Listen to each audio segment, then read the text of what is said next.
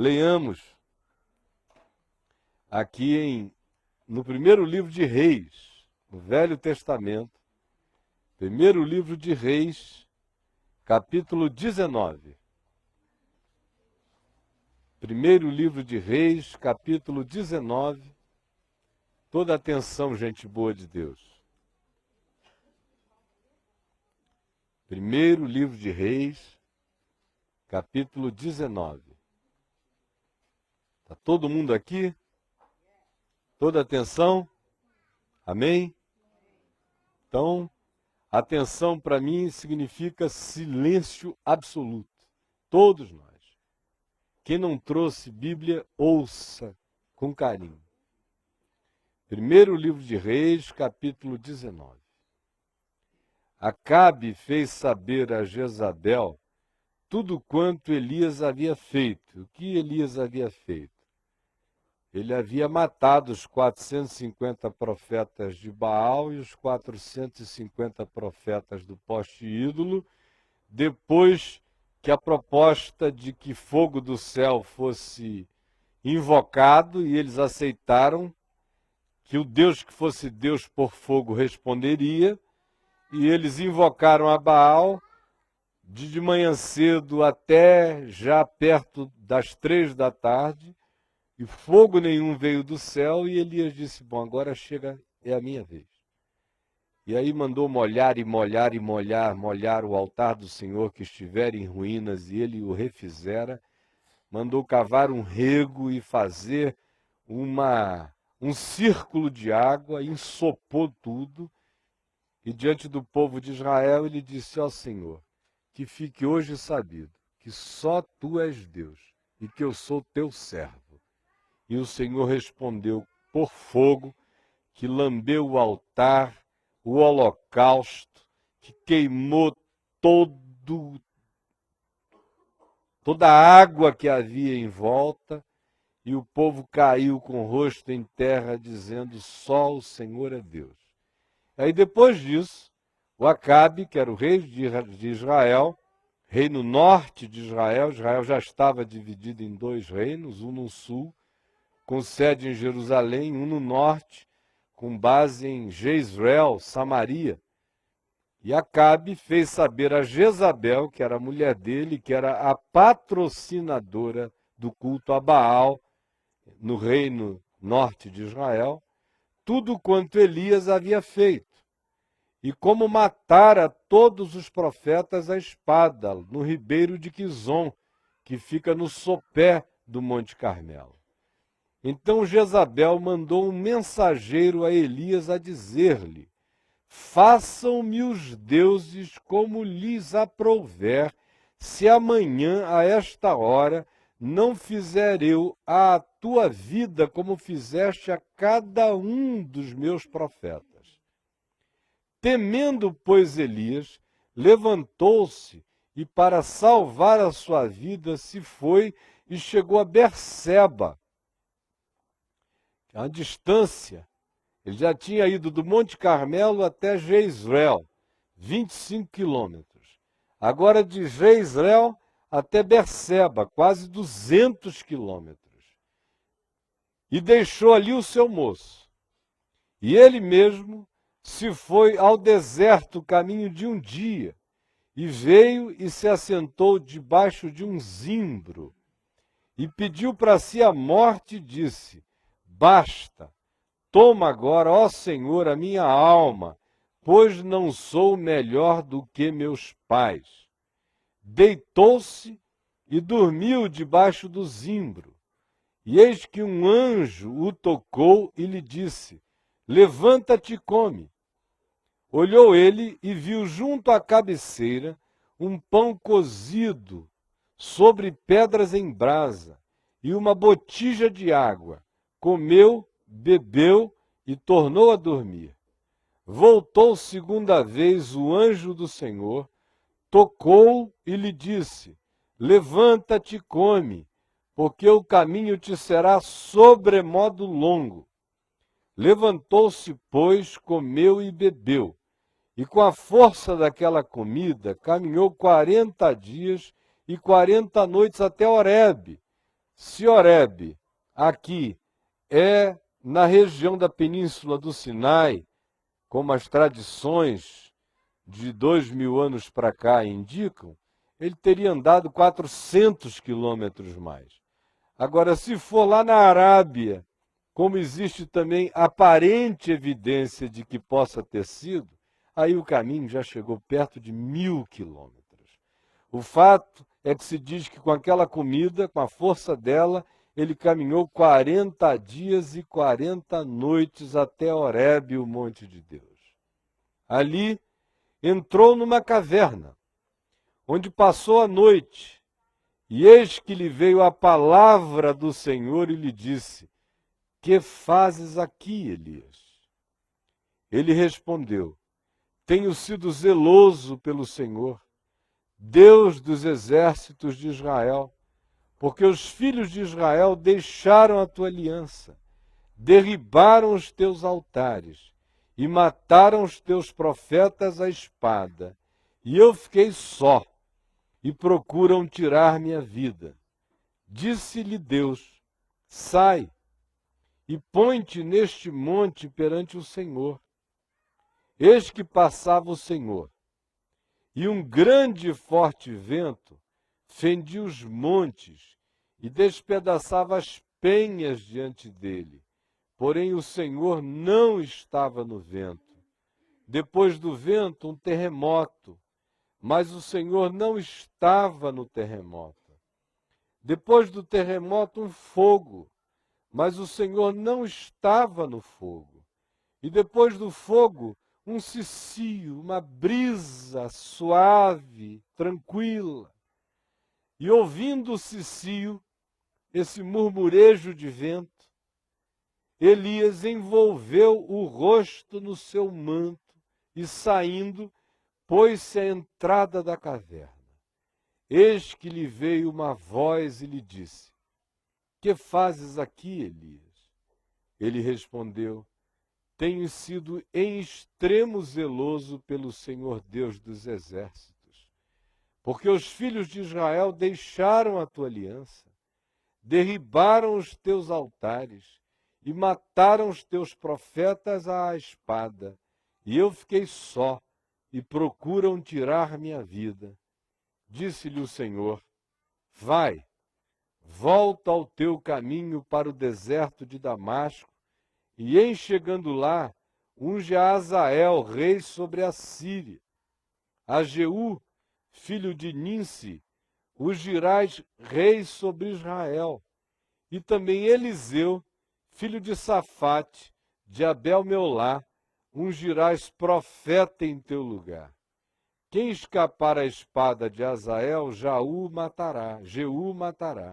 E quem escapar à espada de Jeú, Eliseu matará. Também, Elias, fica sabendo, conservei em Israel 7.000, todos os joelhos que não se dobraram a Baal, e toda a boca que não o beijou. Amém. Gente boa, eu já preguei milhares de vezes neste texto, tem livros meus sobre o assunto. Eu não quero repetir nenhuma das coisas que de sobra já têm sido ditas. Eu quero apenas me concentrar num aspecto do que nessa leitura nos aparece também. Não aparece de maneira primordial, de maneira explícita e nem tão óbvia de cara, mas é o aspecto psicológico do que estava constituindo a mente, o estado de espírito do profeta Elias. Elias é conhecido de todos nós como um ser desassombrado. Tudo que se lê antes desse capítulo 19 acerca dele, se nos revela um indivíduo sem medo, sem fobias, capaz de encarar todas as ameaças. Ele se sentia uma multidão, mesmo que ninguém estivesse com ele, pela certeza absoluta de que ele andava com Deus e Deus andava com ele. E por causa disso, ele carrega esse traço que o caracteriza não só aqui no livro de Reis, mas passou a caracterizá-lo nas tradições do povo de Israel.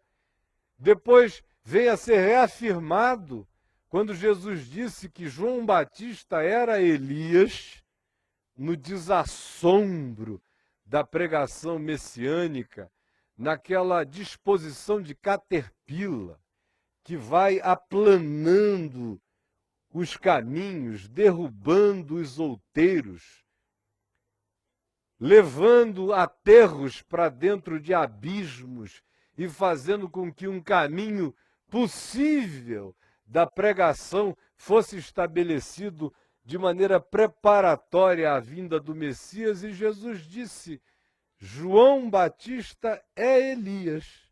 Não que fosse a reencarnação de Elias, mas era aquele que vinha no espírito e no poder de Elias, com as características, com os traços de Elias, com as marcas daquela impetuosidade, para realizar no tempo anterior à manifestação de Jesus as mesmas coisas que Elias fez no que diz respeito a limpar Israel para um novo tempo, com aquela mesma ousadia e coragem. De modo que João Batista, conquanto fosse primo de Jesus, apenas alguns meses mais velho do que ele, foi quem iniciou o trabalho de convocar Israel a arrepender-se, converter-se, dizendo: o reino de Deus está à mão, chegou. E logo depois vem Jesus e ele diz: olha, é a ele que vocês devem seguir. Eis o Cordeiro de Deus que tira o pecado do mundo. Perguntado se ele era o Cristo, ele disse: não, eu não o sou. É ele. Eu sou apenas o amigo do noivo, que estou feliz da vida, porque eu ouço a sua voz e sei que os dias do banquete da comunhão, do enternuramento de espíritos com Deus chegou. Essa alegria já se cumpriu em mim, convém que ele cresça e que eu diminua. E ainda, esse mesmo traço é reafirmado de tal modo que no livro do Apocalipse se fala de duas testemunhas, e uma delas é pintada com os desenhos e personalidade de Elias, com esse poder de chamar fogo do céu para consumir coisas na terra, mostrando a importância desse traço na definição dessa personalidade. E que teve o seu clímax não apenas nos enfrentamentos do rei Acabe, não apenas nas missões que a ele foram designadas como a nenhum outro profeta antes dele, mas também e sobretudo no cume do Monte Carmelo, quando ele fez o rei de Israel convocar todo o povo para essa hora de teste. E chamou os 450 profetas de Baal e os 400 profetas do poste ídolo, de modo que era ele sozinho contra 750, fora o público pagão e supersticioso, sem saber de que lado ficava, e ele solitariamente disse: eu, no Senhor, sou uma multidão. E ainda provocou os profetas de Baal e do poste ídolo, desde de manhã cedo. Invoquem a Baal. E os caras se lancetavam, se feriam, se cortavam, como era do seu costume. E Elias dizia: gritem mais alto. Pode ser que ele ande mal do ouvido, precisando de um auditivo telex, alguma coisa do gênero. Ou quem sabe está viajando, saiu de férias, foi fazer turismo, ou está dormindo, ou é a hora da siesta de Baal. Gritem! E nada. Quando deu 3 da tarde, mais ou menos, ele disse: a bravata e a fanfarrice acabou, cheguem para lá. e mandou jogarem água e água e água no altar do Senhor e fez aquele círculo fundo e mandou encher de água e molhou o altar de pedras e os holocaustos que estavam oferecidos e invocou o nome de Deus, como já lhes disse, afirmando: Senhor, que fique hoje sabido que só tu és Deus e que eu sou teu profeta. E fogo caiu do céu e consumiu o holocausto e destruiu as pedras e lambeu a água do rego fundo à volta nas circunvalações que haviam sido feitas. E o povo caiu prostrado em terra, dizendo: só o Senhor é Deus.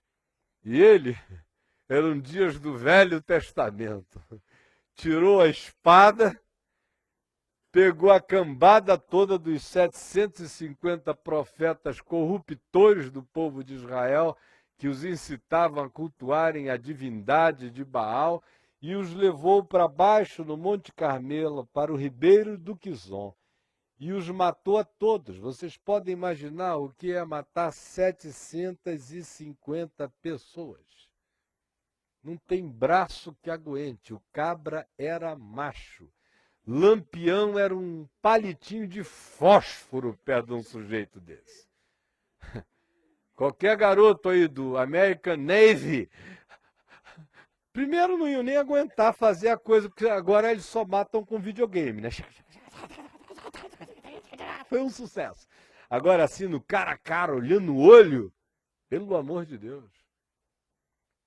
A nossa consciência humana, graças a Deus, exceto em casos absolutamente adoecidos, ela já não comporta esse enfrentamento, o que é um sinal de graça para a gente. Mas o homem primitivo fazia isso e não tinha crise à noite para dormir, especialmente se fizesse com a certeza de que estava limpando um povo de uma maldade, como um cirurgião arranca sem culpa um câncer possível ainda de ser extirpado para que um ser humano não seja morto pelo convívio com ele. Mas foram outros tempos que o Novo Testamento deixou definitivamente para trás nas nossas vidas. Agora, esse é o traço, essa é a força, essa é a configuração, esse é o desenho, essa é a arquitetura psicológica desse indivíduo. Agora, observem que depois de fazer isso tudo, e ainda tinha havido o episódio de que ele declarara de que não choveria, num golpe, num chute nas regiões baixas de Baal. Mas foi assim um pé no saco, me desculpem, de Baal, que era o rei da fertilidade, o deus da chuva. Olha, não vai chover até que eu fale outra vez pela palavra do Senhor. E durante 3 anos e 6 meses não choveu. E a moçada do Baal não sabia mais o que fazer. E na hora que ele eliminou esse mal, ele mandou dizer ao rei Acabe: olha, corre rápido para casa, senão não vai dar tempo, porque vem chuva sobre a terra. E ele acabou de dizer isso e a chuvarada veio. Esse é o homem. Aí o rei Acabe chega em casa e diz à esposa dele, a Jezabel, que virou também uma figura arquetípica, projetada do Velho Testamento para o Novo, a tal ponto que ela aparece no Apocalipse como figura arquetípica. E disse a ela: olha, Elias matou todos os teus profetinhos de estimação. Essa moçada da macumba, da mandinga, de Baal, que vivia aqui contigo, está todo mundo morto. E ela já tinha mandado matar todos os profetas de Deus antes. Somente uns poucos tinham escapado. E Elias, porque lhes era apavorante a figura de Elias. Aí ela ficou louca. Disse: olha, façam-me os deuses como lhes aprouver, se o Elias amanhecer com a cabeça sobre o tronco. E aí chega essa notícia para Elias. E esse cara que tinha enfrentado todo mundo não aguentou essa rodadinha de saia da Jezabel. Quando ela rodou a baiana, aconteceu um negócio com Elias. Um trauma materno, alguma coisa, mas quando ela deu a rodada, lá veio o Elias que rodou assim. Aí o Elias inicia um caminho de fuga. E vai até Berseba. Vocês não queiram saber o que é ir a pé de Jezreel a Berseba. E não tem um macho para aguentar a jornada hoje aqui nessa tenda. A pé não tem. Não teria não. A começar em mim. Não tem. É uma jornada no deserto que não tem tamanho. Aí ele chega lá, cansado, dorme, é alimentado pelo anjo 2 vezes e segue uma jornada no mínimo de mais 400 quilômetros, ou talvez até de 1000, dependendo de aonde fosse o Monte Horebe, que arqueológica e geograficamente não se tem certeza a respeito. Ele entra lá, e vocês ouviram a leitura, de como ele está lá dentro, numa depressão desgraçada, escondido, literalmente, de Deus e do mundo. Aí começam manifestações diferentes a acontecerem. Ele entra na caverna, e aqui se diz, e lhe veio a palavra do Senhor que lhe disse: que fazes aqui, Elias? Aí olha a resposta dele: tenho sido zeloso pelo Senhor Deus dos exércitos, porque os filhos de Israel deixaram a tua aliança, derribaram os teus altares e mataram os teus profetas à espada, e eu fiquei só. Novidade, né? Ele estava só há um tempão. E procuram tirar minha vida. Novidade, né? Nenhuma. Disse Deus: sai e põe-te neste monte perante o Senhor. E eis que passava o Senhor, e um grande e forte vento fendia os montes e despedaçava as penhas diante dele. Imagina o vento quebrando lascas dos montes. Porém, o Senhor não estava no vento. Depois do vento, um terremoto. Pedra para todo lado caindo. Mas o Senhor não estava no terremoto. Depois do terremoto, um fogo ardente, crepitante. Mas o Senhor não estava no fogo.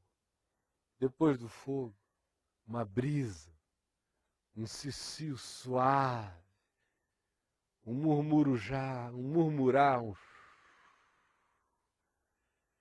E quando Elias ouviu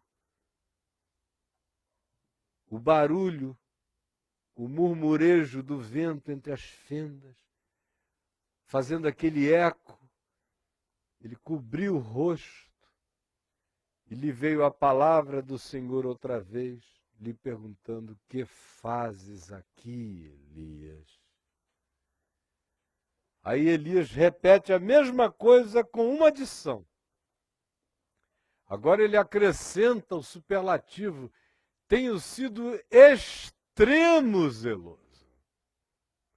E disse tudo mais. Mataram todo mundo, eu fiquei só e procuram tirar a minha vida. Aí a resposta de Deus a Elias, depois que ele lhe diz isso tudo, é: vai, volta ao teu caminho para o deserto de Damasco e dá a ele 3 missões.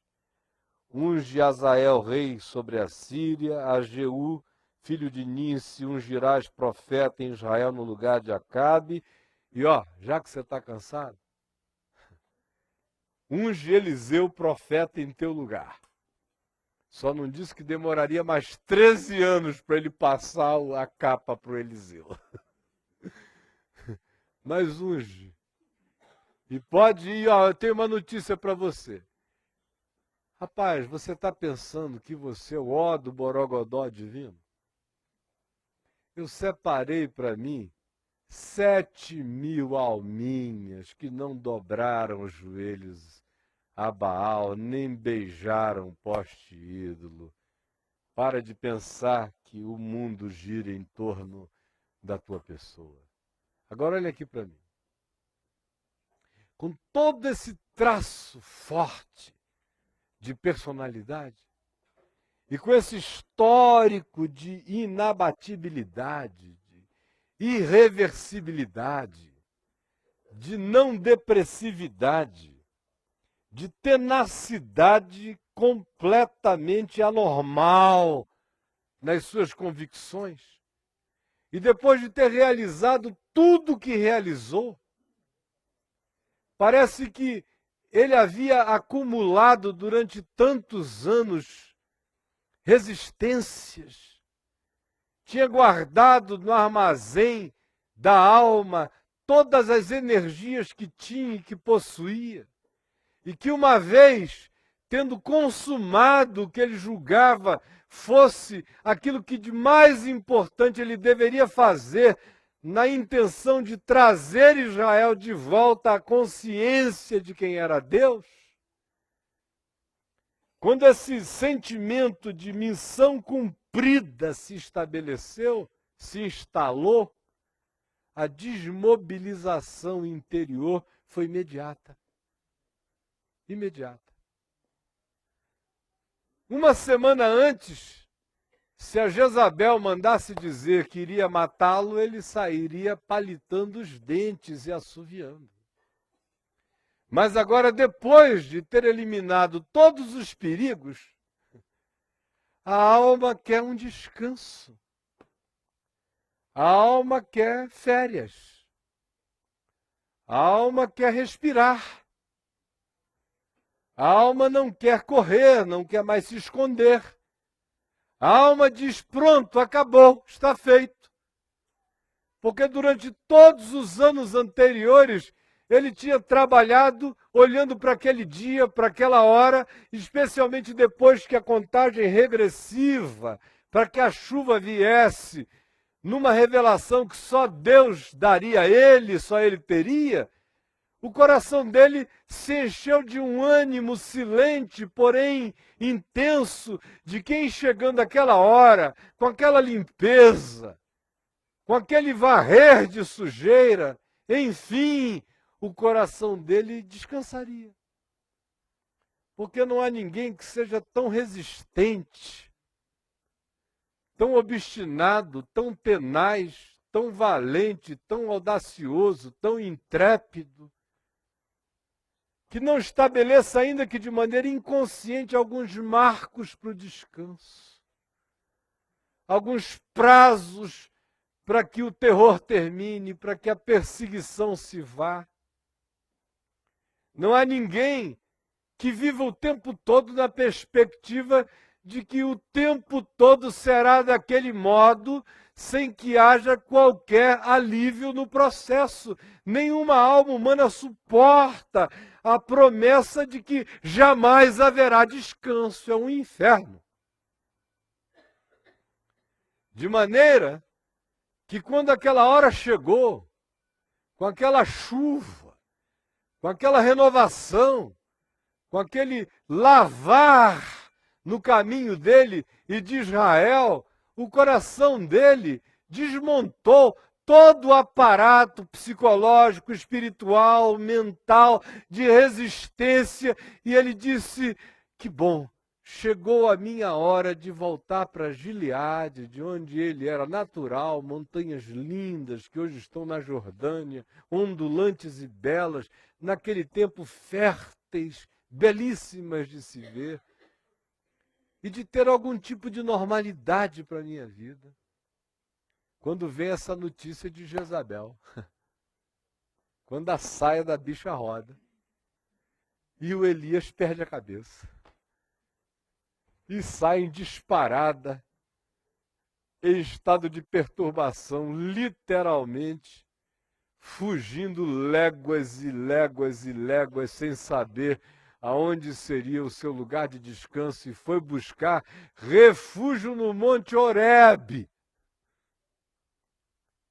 que era um lugar distante, mais distante que na mente dele se associava no seu imaginário como hebreu, judeu, israelita, à manifestação geoespiritual de Deus, a Moisés, onde as tábuas da lei foram dadas. Ele vai para lá, para esse lugar de refúgio. Agora olha aqui para mim. É interessante. É o processo psicológico que permeia toda essa história. Porque vejam que quando ele chega lá, ele está tomado de autopiedade. Coitadinho de mim, Elias, que venci os profetas de Baal e os do poste ídolo, que fiz vir chuva sobre a terra. Coitadinho de mim, que sobrevivi numa época de matança. Mas não é esse o argumento. Ele tem que dizer, eu fui extremamente zeloso, eu fiquei só, e agora procuram tirar minha vida. E Deus pergunta, que fazes aqui, Elias, por uma segunda vez? Ele repete de novo com esse superlativo, eu tenho sido extremamente zeloso. Esse extremamente zeloso define muito mais o estado de autocomiseração, de autopiedade, até do que o procuram tirar minha vida. É quando o indivíduo que passou por uma série de coisas, de opressões, de tribulações, de dificuldades, e as vence, e pensa que já não se terá mais aflições no mundo, e botou todas as suas reservas interiores para aquele enfrentamento, ouve dizer logo depois de uma coisa infinitamente menor do que o que ele já vencera, de que essa coisa se levanta contra ele, e ele está totalmente desguarnecido, e a alma é apanhada de surpresa. E não se remobiliza, não se regrupa para nenhum tipo de recomposição pessoal, a ponto que diga a si próprio: o que é isto? Quem venceu mais, vence o menos. Quem andou contigo contra tudo e contra todos, não estará contigo diante dessa Jezabel. Mas a desmobilização implantada nele não dá mais a ele a alegria de recontingenciar, de rearrumar, de reagrupar, de se colocar em pé e de dizer: Deus é o mesmo, eu sou o mesmo, e eu que nunca tive medo, nem agora tampouco terei outra vez. Não será a primeira vez, essa história não vai ser inaugurada na minha vida agora. Frequentemente, minha gente, depois de períodos intensos de lutas, quando a gente experimenta algum alívio, alguma bonança, ao invés de nós nos tornarmos mais fortes para qualquer que seja o enfrentamento, e frequentemente os que vêm nem são maiores, às vezes são até menores, mas o ardil, a sutileza, a arapuca, o engano, a miragem, a fantasia de que neste mundo poderemos não ter aflições, nos debilita nessa hora após o cansaço, de tal modo que aquele que enfrentou um tsunami agora corre diante de uma marola, de uma soca, de uma ressaca normal e comum na vida, porque se desmobilizou, se despreparou, evocou o status da Nova Jerusalém para a bagaça do planeta. E ficou com a impressão de que a missão estava cumprida. E poucas coisas são mais autodestrutivas do que a impressão enganosa de que há uma missão cumprida. nesta terra. Não há missões cumpridas nesta terra. Não há férias, há apenas tribulações menores. Tribulações que a gente enfrenta, se aprende a se gloriar nas próprias tribulações, de modo que a tribulação produz experiência, e a experiência produz perseverança, a tribulação produz perseverança, perseverança experiência, experiência esperança. Mas numa sucessão, não importando se são maiores, se são menores, no mundo tereis aflições. Mas nós temos uma dificuldade enorme de admitir que no mundo nós teremos aflições. Especialmente quando algo grande demais se avoluma diante de nós e a gente tem que ficar tempos, às vezes longos, de vigilância, lutando contra aquilo, e dá-nos a sensação de ter vencido e de que aquele vencer teria trazido consigo um período milenar para a nossa existência. Qualquer que seja o levante seguinte, nos encontrará desmobilizados. E essa desmobilização ganha contornos de uma piedade extremamente autopiedosa. O cara diz para Deus: eu sou piedoso, sou extremamente zeloso do Senhor. Eu fiquei só e agora querem matar-me. Olha para mim. Tem pena de mim, ó Deus. E aí o que acontece com ele é que tudo que ele sabe, ele esquece. Tudo que ele já tinha arregimentado, ele dispersa. Tudo que já era perseverança nele, se esmorece. As experiências que já tinha tido são esquecidas. E inicia-se um processo de pena de si mesmo, de autocomiseração, de lamúria, de reclamação, de queixa, de um lamber de feridas em si mesmo, de autocafuné, de se botar na rede da própria alma. Ai de mim! De fazer amor consigo mesmo. De cantar lullabies para si mesmo, dizendo: coitadinho de você, nana, Elisinho, que é hora de naná. Nana, Elisinho, senão Jezabel vai te pegar. Nana. O cara entra nessa. E aí você não entende, diz: meu Deus, como é que essa pessoa que já viveu tanto, já passou por tantas, está agora nessa aí de fazendo automaternidade, dono da própria creche, aluno matriculado, só eu e mais ninguém. Creche do Elias. Fiquei só. E quero cuidados extremos. Porque eu fui extremamente zeloso, agora está na hora do bônus. Suspensão de toda aflição.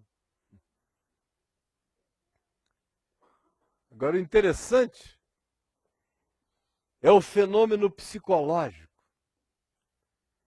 que conquanto nós estejamos falando de um homem de alma primitiva, como a de Elias, a alma, podem ter certeza, sempre será primitiva, ela nunca será pós-moderna. As angústias sempre são as mesmas. A alma é sempre atrasada, minha gente. A alma se atrasa muito, especialmente depois que se requer da mente um esforço enorme, intenso, para enfrentar dificuldades, e fica-se com a impressão de que as dificuldades passaram. Quando a alma se deita e se refastela e sorri dizendo: alma, descansa que chegou a tua vez. Não importa se o guerreiro era Elias, se a Jezabel rodar a sainha e disser, vou matar o cara, o corpo pula, o espírito vai, mas a alma fica lá atrás, na boleia do ser, no último vagão da vida. Ele vai correndo com a mente por sobrevivência, com o corpo porque não dava para se auto-arrebatar e se projetar, porque se tivesse um teletransporte era o que ele faria. Tá.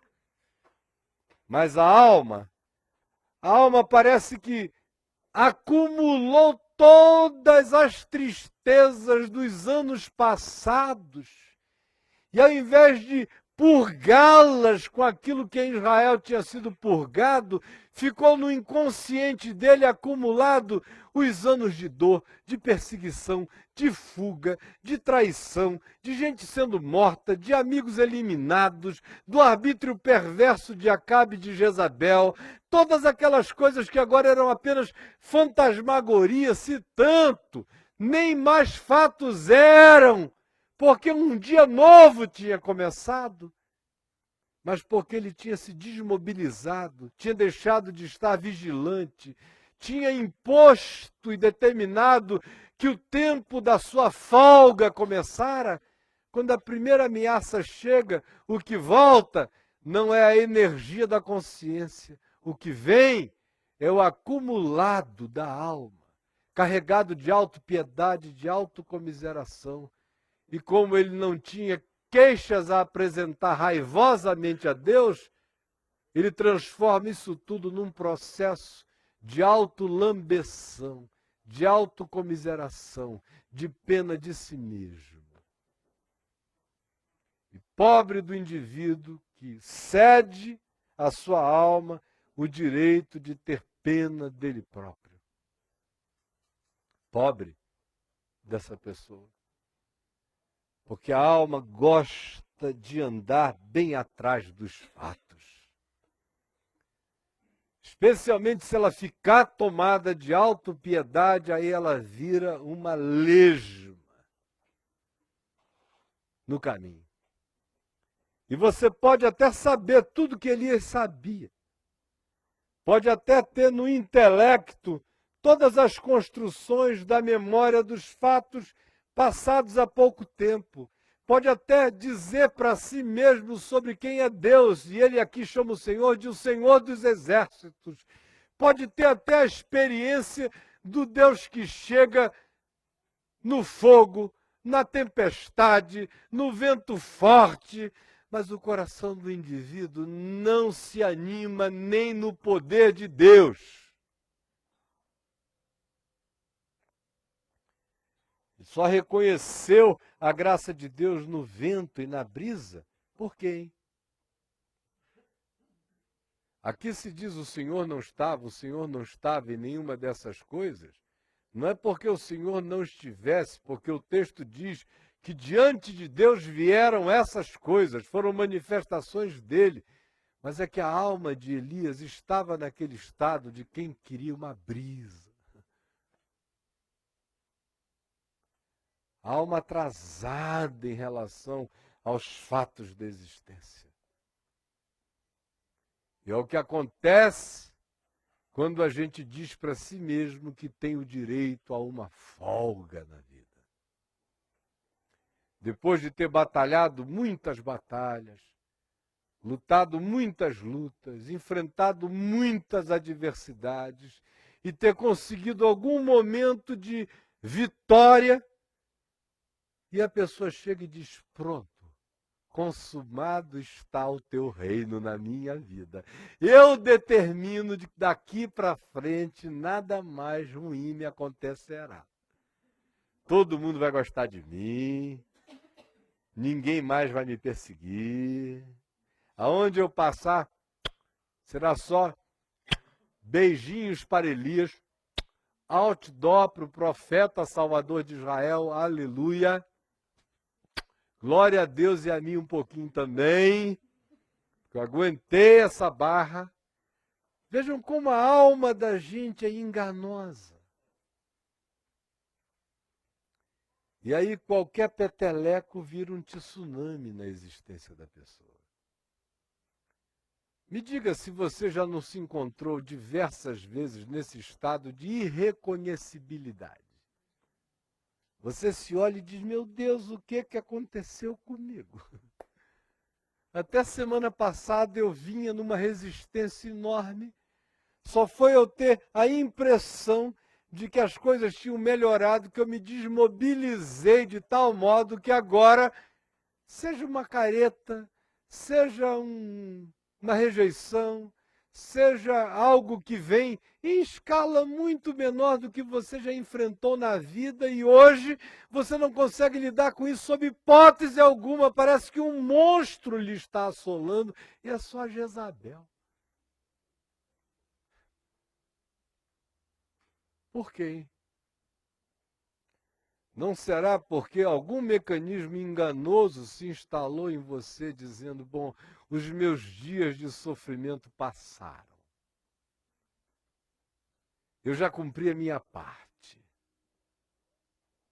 Eu encontrei uma hora boa para viver e estou gostando disso. E não admito que nesse momento ninguém venha mais rodar a saia para mim, nem fazer careta, nem coisa nenhuma. Mas como a vida não nos poupa, e graças a Deus não nos poupa, senão a gente adoece de todo e perde a mobilidade e a resistência de ser, Deus permite que as Jezabéis façam suas ameaças, suas caretas, para que a gente se reencontre, para que a gente se reconheça, para que a gente se perceba, para que a gente caia em si. Agora, fique atento, porque é justamente nesse processo que o engano fica mais sutil, na medida em que a gente começa a evocar todo o trabalho feito, todos os choros chorados, todas as perseguições do passado, todas as canseiras já tidas, todas as injustiças já vistas, vividas e percebidas, com essa evocação de uma razão superior apresentável diante de Deus, dizendo, já aconteceu demais na minha vida, eu fiquei só e agora volto outra vez a mim que fui extremamente zeloso do Senhor. Eu queria perguntar se, porventura, você não está vivendo num desses momentos espirituais em que a sua mente até já tomou posse de um monte de coisas que dizem respeito à realidade do Evangelho prometida para você no dia chamado hoje. Mas a sua alma se recusa a adiantar-se. A sua alma continua no compasso das dores, das frustrações, que antes eram currículo de resistência, mas que agora, só porque você instituiu um sábado de folga para você, e ele foi ocupado por uma segunda-feira tediosa de inimizade, de perseguição, você não consegue se mobilizar por inteiro para o enfrentamento. E o mecanismo que mantém a desmobilização é a autopiedade, a autocomiseração. E você começa a ficar com muita peninha de você, servinho do Senhor, coitadinho, que ninguém deixa em paz, nem um pouquinho. Aí a Jezabel vai virando um tiranossauro Rexa. E você em retirada, se evadindo da vida, lamentando e chorando. Eu aposto que com a sua mente você sabe o que é verdade e o que é fato. E que Jesus não nos enganou quando disse, no mundo tereis aflições, mas tende bom ânimo, eu venci o mundo. Você sabe a ponto de poder dizer para outros que todo dia carrega seu próprio mal e que não há nenhum privilégio de que haverá um dia sem mal nenhum, a não ser quando vem aquele dia onde já não haverá mais choro, nem mais lágrima, nem mais contradição, nem mais perseguição, nem mais ambivalência, ambiguidade, e nem eu mais serei eu mesmo com as minhas ambivalências próprias e ambiguidades próprias, e já não carregarei esse meu corpo de morte, frágil e adoecível, mas enquanto esse dia não chegar, Jesus disse, não fique ansioso de nada e nem enganado de coisa alguma, porque basta a cada dia o seu próprio mal. Mas se você perder essa consciência por um momento e instituir que chegou a hora do seu spa e do seu lazer espiritual e psicológico, meu amigo, qualquer coisa que lhe venha gerará na sua vida medos, fobias, fugas, fraquezas, tristezas, autopiedade, autocomiseração, fará de você um coitadinho, fará de você irreconhecível. Gerará em você tudo quanto não trouxe você até aqui. Porque se você tivesse se tratado desse modo o tempo todo, você teria sucumbido no caminho há muito tempo. Não foi com essa tergiversação, nem com essa claudicância que você chegou até aqui. Você chegou aqui pela obstinação da fé, pela obediência, pela perseverança, pela determinação de que doa como doa, você não vai ceder, você não vai se entregar, você não vai nivelar por baixo, você não vai temer. E você vai sempre saber que faz parte. É na vossa perseverança que ganhareis as vossas almas, disse o Senhor Jesus. Agora veja o que foi que entrou aí em você. Às vezes você se afligia com um filho há muitos anos. Aí o garoto ou a garota tiveram uma experiência de vida, de conversão, ou de encontro com a consciência. E você que estava tão concentrado naquilo ali, diz para si mesmo, bom, o meu milênio chegou, aleluia. E tinha aguentado o perrengue de 15 anos, 20 anos. Obrigado, Pai. Aí você vai saindo por aí, que bom, legal. Aí se levanta, uma nora surta. Um primo enlouquece. Uma irmã sua perde o juízo em relação à vida e a você. A sua melhor companheira de oração nos 15 anos agora fica morrendo de inveja das orações que foram respondidas e começa a tratar você mal e você quase que diz, Senhor, me devolve o filho doente, que é para eu não ser perseguida pela minha irmã de oração. Veja quais são os aplicativos e os exemplos na sua própria vida e existência. Você ficou desempregado tanto tempo, vivendo de ajudas que outros davam, de bicos que você fazia, sem saber de nada, de como seria o dia seguinte ou a semana seguinte, mas você cria que viria, que a graça de Deus viria. E todo dia você dizia, não me faltou nunca, nem me faltará nada. Até que você ganhou um emprego. E assinaram a sua carteira. E de trabalhador você passou a empregado, que é outra história.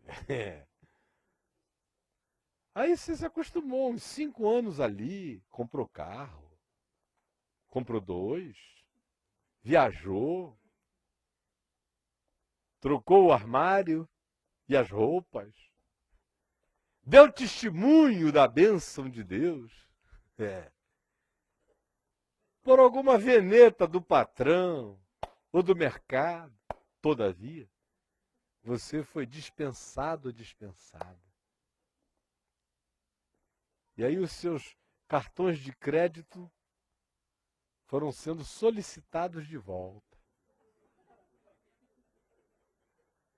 Aí o seu cheque foi cancelado. Aí o Serasa passou a ser parte do seu sobrenome. Como é o seu nome? Fulano de tal, Serasa.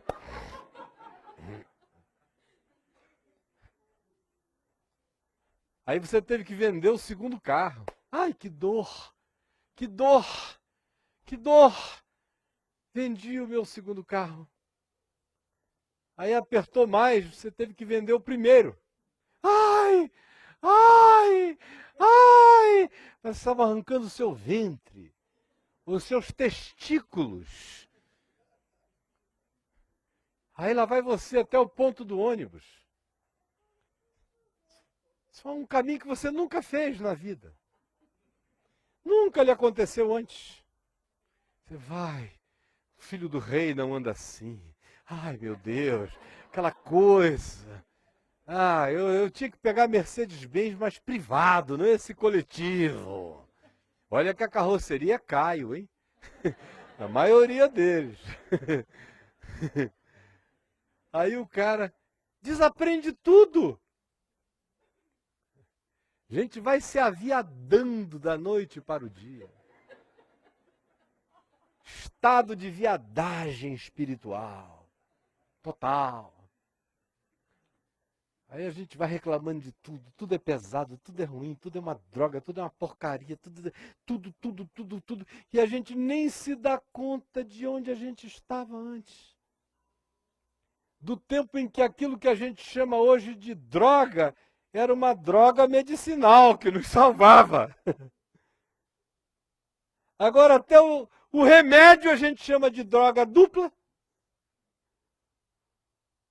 sem reconhecer que até a ausência dele seria uma droga horrível. Porque o coração da gente é extremamente viciado na construção fantasiosa de que todo esforço que a gente tenha feito há de terá uma remuneração terrena. Por mais que a gente saiba que não é e fomos ensinados que não é, mas a alma da gente quer que seja.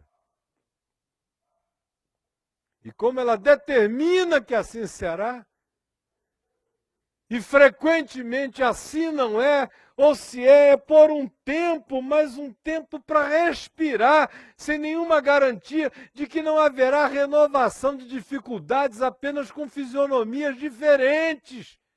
Porque ai de nós sem dificuldades neste mundo, ai de nós sem tribulação, ai de nós sem ameaça, ai de nós sem antagonismo, ai de nós já experimentando antecipadamente o milênio no planeta, a gente vai virando seres, me perdoem de novo, aviadadíssimos.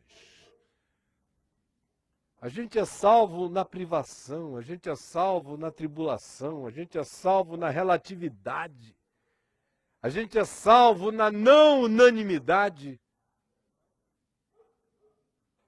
A gente é salvo, às vezes, na relativização da nossa reputação.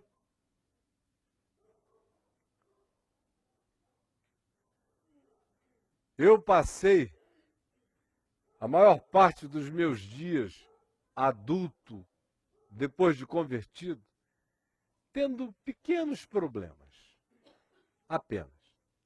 Era gente que me traía, que eu sabia que iam me trair, mas eu deixava assim mesmo, porque eu pago para ver até onde o cara vai. Frequentemente eu pago para ver, eu digo, vou ver, não é possível.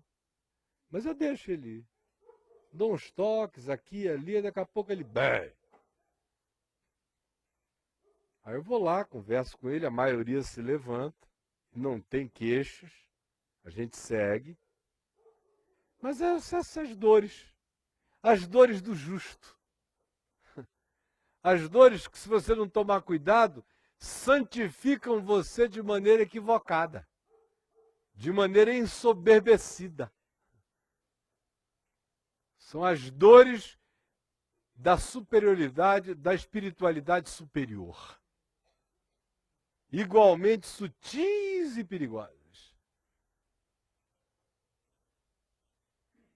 Até que chegou uma época, aí já no meio da década de 90, que eu comecei a experimentar as dores da vergonha. As dores da destruição daquilo que os homens chamam de honra, reputação, respeito, reverência. Gradualmente, até que de 98 para frente foi uma derrocada só. Aí no ano de 99 eu já começava a encontrar pessoas que tinham vivido assim, das minhas tetas, como uns vampiros do meu leite espiritual, olhando para você e já nem reconhecendo você, ou lhe tratando como se você fosse um monstro. E aí o coração vai se enchendo de autopiedade. E aí tudo que a mente sabe já não serve porque a alma recusa consolar-se. Ah, Senhor, eu tenho sido extremamente zeloso, porque isso foi acontecer comigo. Aí aquilo que antes você passava e tirava de letra, agora, meu amigo, faz de você letrinha na sopa da maldade.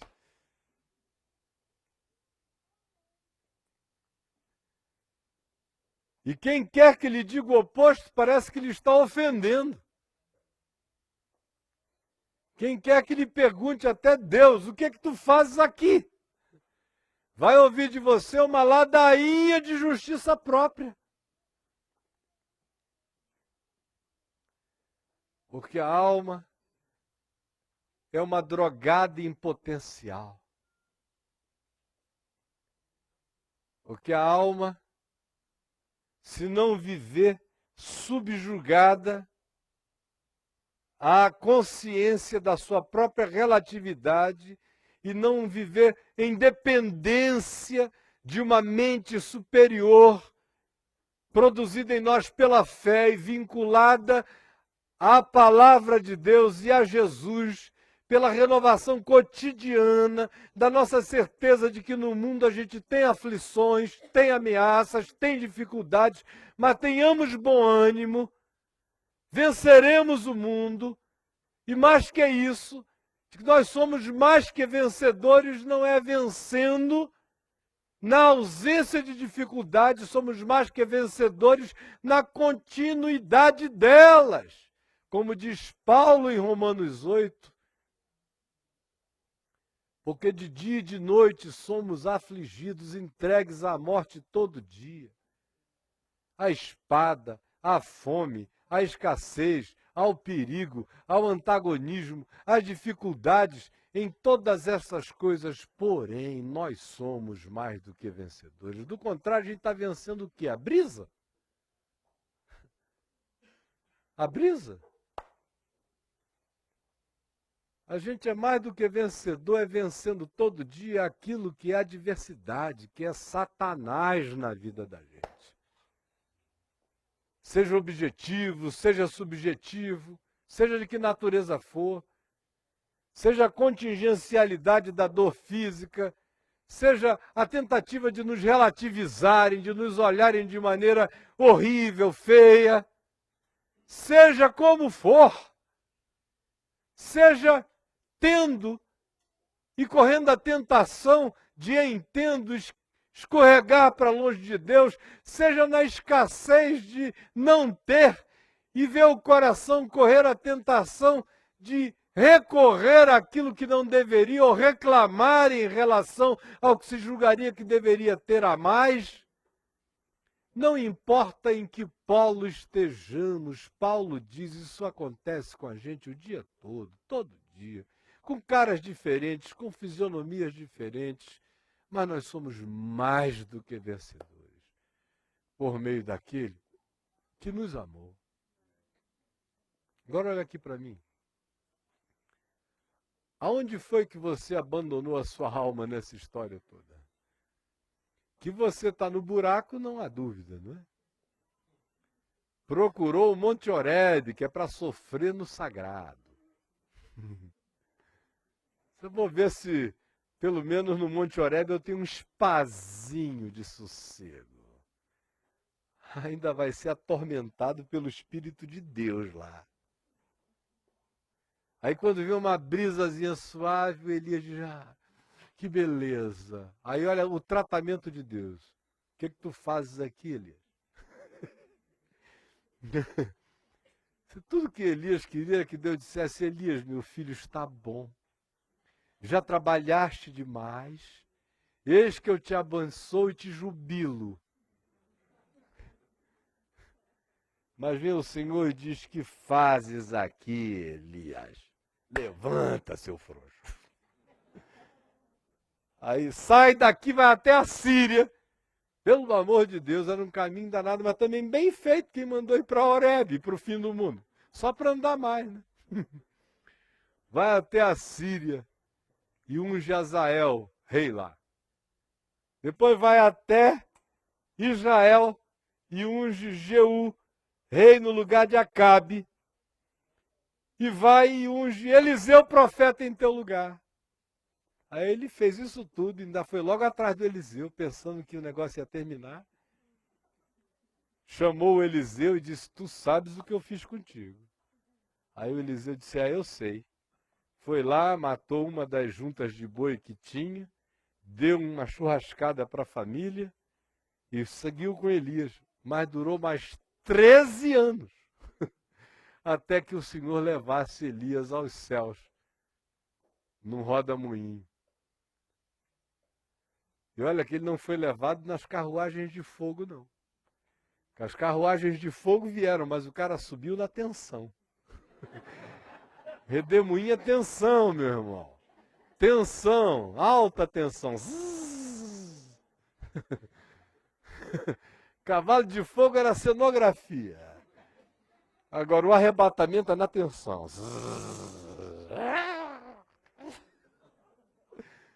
Até para subir a gente sobe na tensão.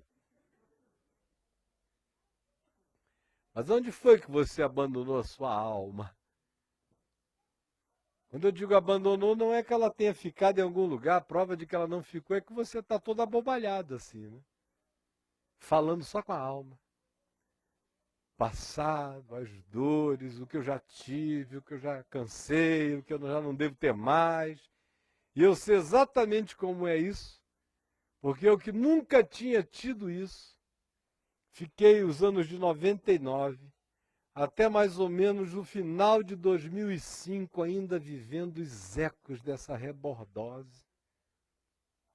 De modo que vocês estão olhando não para um indivíduo que não provou isso, e eu dou graças a Deus por ter provado, por ter sido todo relativizado, por ter ficado nu e pelado em praça pública, por ter sido visto com olhos que eu jamais imaginei que os homens a mim atribuiriam olhares ou interpretações para todo lado.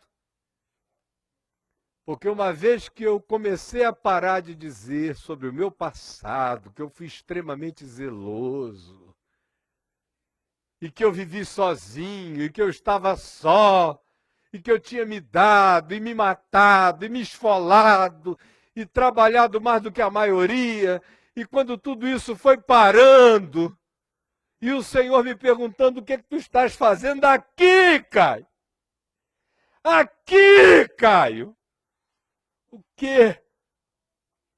Quando eu comecei a parar de ter pena de mim, eu nunca tive pena de mim em certas coisas, mas na sutileza dessa dimensão, hoje eu olho para trás, 6 anos depois, 10 anos depois, 12 anos depois, 13 anos depois, e eu vejo como naquele período eu senti penas sutis de mim.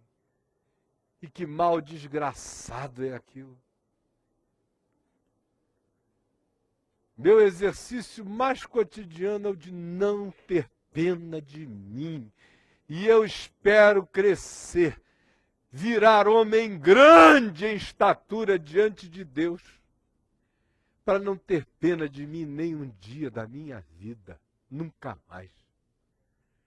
E de nenhuma dor, de nenhuma tristeza, de nenhum dissabor, de nenhuma decepção, de nenhum enfrentamento, de nenhum desapontamento. Porque se você achar que merece folga, pode ter certeza, a sua alma se imbecilizará. E qualquer rodada das saias perversas da vida deixarão você em rota de fuga. E o seu coração se encherá de autocomiseração. E será piedosa a autopiedade. Será diante de Deus. Será dizendo, Senhor, lembra-te do que eu já fiz para ti e me dá aquela folga prometida. E o Senhor cura a gente dizendo, levanta daqui, vai até a Síria. Sai da Síria e faz uma visita na casa da Jezabel. E depois unge Eliseu profeta em teu lugar. Agora ele só vai assumir daqui a 13 anos. Esse é o teu tratamento, Elias. E quando tu subires, virão carruagens de fogo, mas eu prometo que você vai subir na tensão. Vai ver glória e glória, mas vai subir na tensão da existência. E se não for assim, todos nós nos retardamos nessa vida. O melhor de nós se imbeciliza. O melhor de nós se fragiliza. Porque a graça determina que o poder de Deus se aperfeiçoa na fraqueza, meus irmãos. Sem um bom espinho na carne, nenhuma carne morre para que o Espírito prevaleça em Deus e para a glória de Deus. E se você for levado ao terceiro céu, pode ter certeza, o espinho será mais profundo. Tascado num lugar mais agudo, que é para você lembrar todo dia que a sua satisfação não vem das mesas, nem dos banquetes, nem da paz circundante, nem das unanimidades, nem das revelações que você tenha. A sua suficiência vem de Deus. E é só daí que vem, é dele que você se alimenta, é nele que você se fortalece. Essa é a palavra do Espírito de Deus para nós hoje. É a palavra do Espírito Santo para mim. É a verdade do Espírito para todo aquele que queira andar segundo Jesus. Sem ilusão. Grato por todos os trabalhos feitos um dia. Grato pelas libertações recentes. Mas sem nenhuma ilusão quanto ao fato de que antes que venha novo céu e nova terra nos quais habita em justiça, nós estaremos vivendo um tempo de isenção de dificuldades. Elas mudam de cara, de fisionomia, de personagens, de cenografia, de modus operandi. Mas não nos esqueçamos, no mundo tereis aflições, mas tende bom ânimo, disse Jesus. Eu venci essa bagaça. Eu venci o mundo. O que nos resta é aprendermos com o Salmo 42 aquela oração que bota a alma no seu próprio lugar. Porque estás abatido, a minha alma, e porque te perturbas dentro de mim. Ao invés de deixar a alma falar, cala a alma. A gente dá muitos direitos à alma. Fala, alminha, expressa a tua dor, minha alma. É uma adulação à alma horrorosa. E nesse mundo de tanta psicologia, pelo amor de Deus, a alma é a deusa. A senhora das senhoras, a rainha das rainhas, a psique. Fala, minha psique. E a bicha é falante. Reclamadora, é inventadora, é fantasiosa, é insatisfeita. É uma Jezabel a nossa alma. Agora, comece a perguntar a ela. Por que tu estás assim? Não é para que ela dê as razões dela, não. Essa pergunta é para calá-la. Espere em Deus, pois eu ainda o louvarei. A Ele, minha vida, Deus meu. Ou como diz Paulo, eu esmurro a mim mesmo e me reduzo à escravidão, para que depois de ter pregado a outros, não venha eu mesmo a ser desqualificado.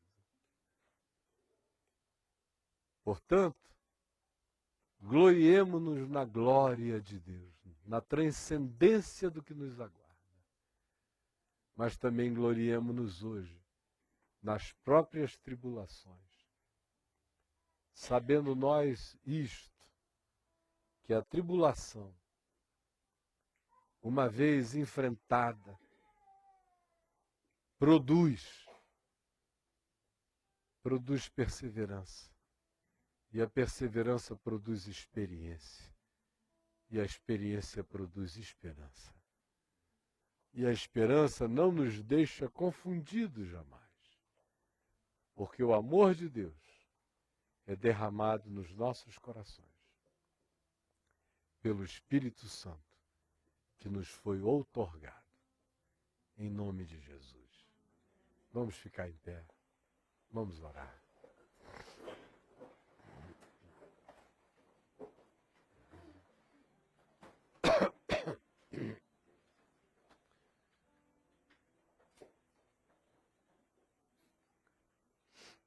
Vamos dar as mãos só um pouquinho.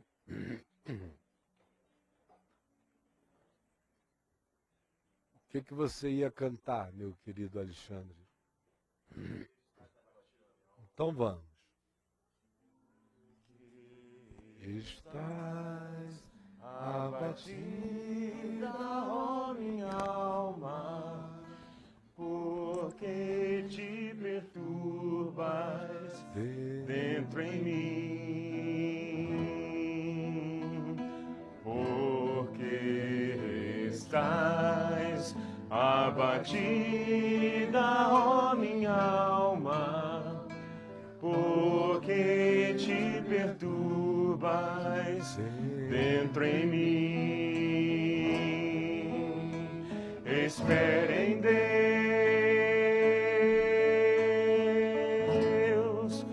pois ainda o louvarei.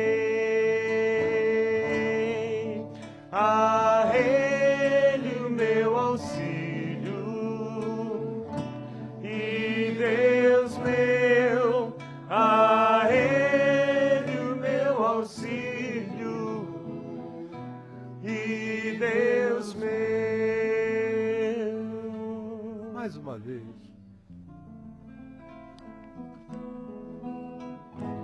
Porque estás abatida, ó minha alma, porque te perturbas dentro em mim, porque estás abatida, ó minha alma, porque te perturbas dentro em mim. Espere em Deus,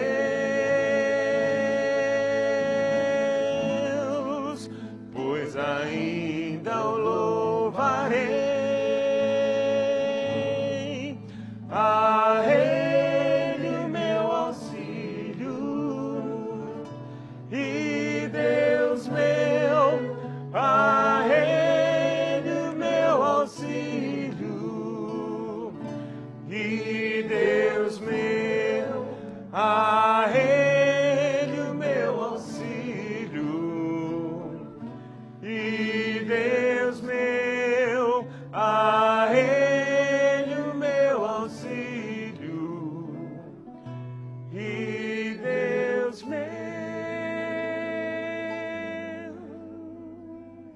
Se a nossa esperança em Cristo se limitar apenas a esta vida, nós somos os mais infelizes de todos os homens. Também se a nossa esperança quiser ser coroada na presente existência, nós apenas viveremos para nos frustrar e nos frustrar. Nós somos daquele da esperança que espera contra a esperança. Nós somos daqueles que dizem, sem poesia, como fato perseverante da fé, que ainda que a figueira não floresça, e nem haja fruto na vide, e o produto da oliveira mente, e os campos não produzem mantimento, todavia nós nos alegramos no Senhor, no Deus da nossa salvação. E se coisas boas acontecerem, fique grato, mas não ache que elas se perpetuarão como cócegas crônicas em você. Porque o dia de amanhã pode não trazer as dificuldades de hoje, mas trará os seus próprios males.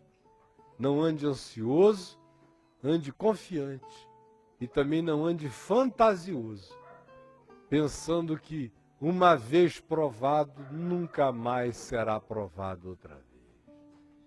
E agradeça pelas provações, porque a provação é que produz em nós coisas boas. Sem provação nós não desenvolvemos caráter. Sem provação a gente não desenvolve perseverança, experiência, esperança. Sem provação a gente não aprende aquela construção interior sólida e íntegra e que mantém obstinadamente a mente com ações contínuas e não tergiversantes. Sem provação, sem tribulação, ninguém fica preparado para a alegria do eterno peso de glória que virá a ser revelado em nós. Isso tudo é parte do nosso forjamento. Por isso, não dê a você a falsa ideia de que os tempos de agruras passaram. Elas mudarão de cara, mas nós não mudaremos a nossa determinação. Olharemos para aquele que disse, será assim, mas o Espírito estará em vocês. E vocês serão consolados. E vocês serão mais fortes. E da fraqueza vocês tirarão força. E até de onde se espera produzirá-se mel. Porque eu sustentarei a vocês, se vocês abrirem a boca no deserto. Eu sustentarei o meu povo com o trigo mais fino e com o mel que escorre da rocha. Essa é a palavra, essa é a promessa. Que seja sobre mim a tua promessa, sobre os meus irmãos, e sobretudo, Senhor, dá-nos um espírito perseverante, que a nossa fé não retroaja, porque o justo viverá pela fé, e se retroceder, nele não estará o teu coração. Não deixa que a gente retroceda sem sentir, porque frequentemente a gente andou para trás nesse moonwalking do Michael Jackson no espiritual. Andando lá para o fundo do palco, pensando que faz show para frente. Por favor, abre os nossos olhos para que a gente não caia em nenhum engano. Que os nossos passos sejam adiante e que o fruto da nossa vida hoje seja melhor do que o fruto dela ontem. E que ninguém viva do estoque do passado, porque o maná não sobrevive de um dia para o outro. O pão nosso é de cada dia, é dá-nos hoje. Dá-nos hoje e é dado-nos hoje, por isso. Não permite que queiramos viver dos pães no formol, mas do pão fresco que a tua graça nos sirva hoje. É o que eu te rogo por mim, pelos meus irmãos, hoje e sempre, em nome de Jesus. Amém e amém.